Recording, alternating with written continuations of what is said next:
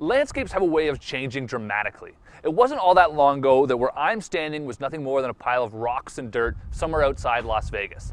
Now it's the Spring Mountain Motorsports Ranch with all sorts of luxury amenities from a pool to a spa.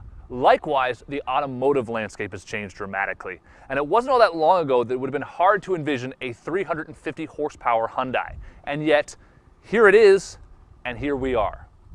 A mid-cycle update for 2013, the Hyundai Genesis Coupe gets more than just a new front bumper, which we'll admit does take a little getting used to. The car has these new headlight designs, a much more aggressive hood, some new 18-inch wheels, and these beautiful 19-inch wheels seen here, and you even get some LED taillights.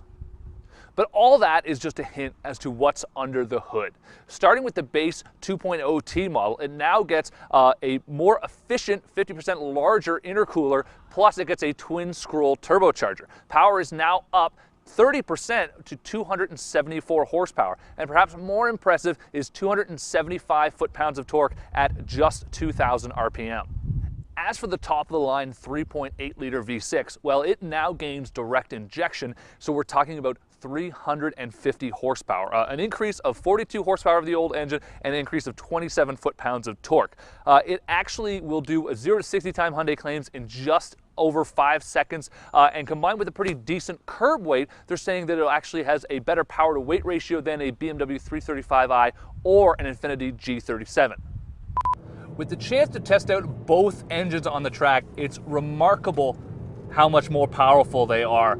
They'll really get you going, and now even the 2.0T model is a legitimate sports car. And that's impressive because the old car, you could never really drive it with the rear end. That's the base 4-cylinder engine, but now you can really boot it around and make it turn a corner when you want to.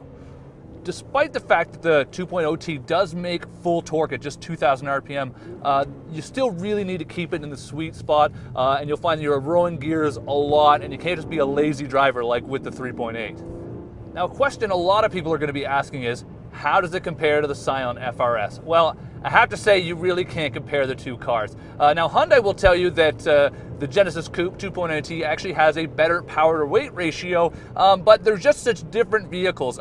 You know, the Scion FRS really is more of a momentum machine, and this you feel more like a serious sports car, but it just doesn't lack some of the purity that, say, the Scion has.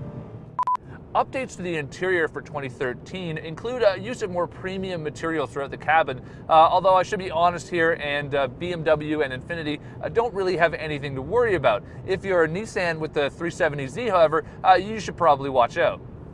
Perhaps the best feature to experience from behind the wheel is a new noise generator for the air intake system that really gives the 3.8-liter V6 a great sound.